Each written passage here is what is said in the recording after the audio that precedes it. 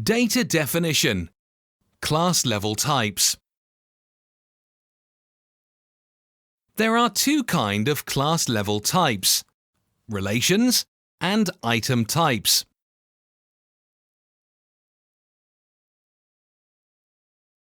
All class level types are having PK as a primary key, that is an identifier generated by the Hybris, created time and modified time. PK is generated by the Hybris. You cannot and should not set your own value. Also, don't use it for any kinds of integration. This value should stay inside your own system. Main unit of the data model is the item type. Item types are generated as model classes during build.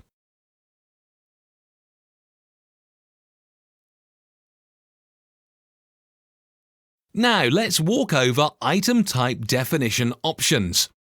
Deployment tag specifies database-related information. That's it. Name for the DB table. Type code, that is number used during PK generation. And name for not optimized properties table. This is rarely used and will require a change in out-of-the-box code as well.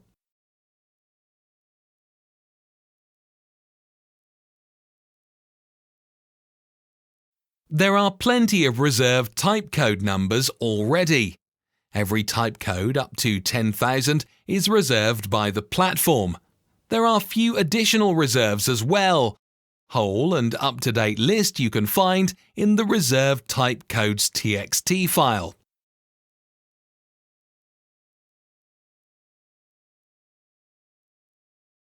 You should specify deployment for the new types.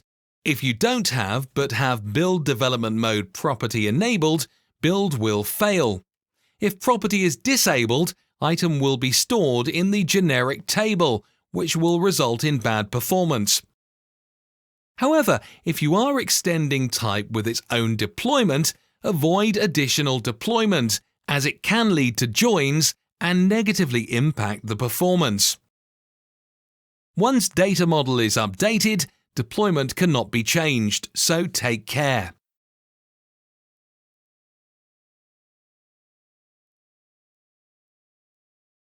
Now I would like to show you the example of PK generation.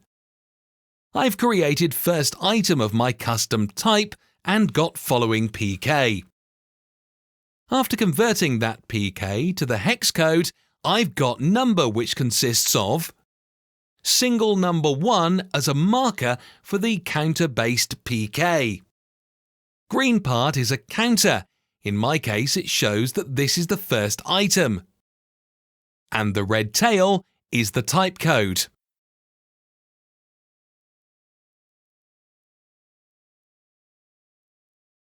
Item can be declared as abstract.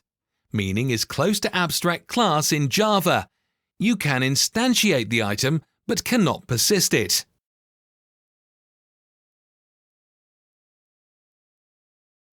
While extending, item can receive new properties or change the existing ones. Scope of change is limited to non-writable attributes can become writable. The type of attribute can be changed to more concrete subtype. And default value can be changed.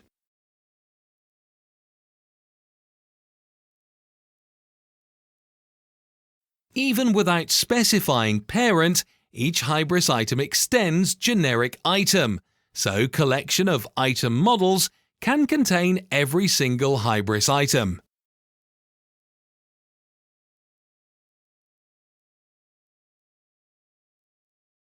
Items declared as a singleton can be created only once, but this works only inside the back office or via Impex. So I suggest to avoid this option as it doesn't work for the code layer.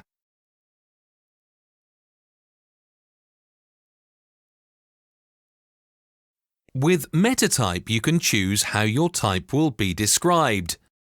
By default, composed type is used, but if it's not enough for you, Feel free to extend it according to your needs.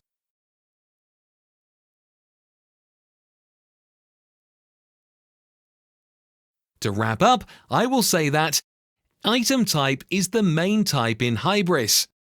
Every single item is having PK created and modified time attributes. New types should be persisted in the different tables that are defined in the deployment tag. That's it for the class level types.